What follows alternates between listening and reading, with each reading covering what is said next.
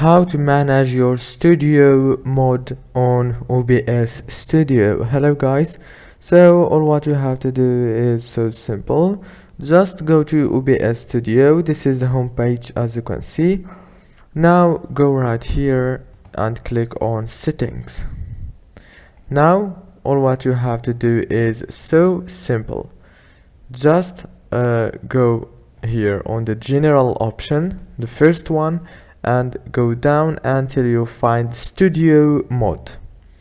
Now you can manage your studio mode from here. You have three options: transition to scene when double clicked, you can enable it or disable it, and you have enable portrait if you want to enable it also from here, and also you can show preview program labels from here if you want, and many other options. If this video was helpful, please don't forget to like and subscribe, and thank you for watching.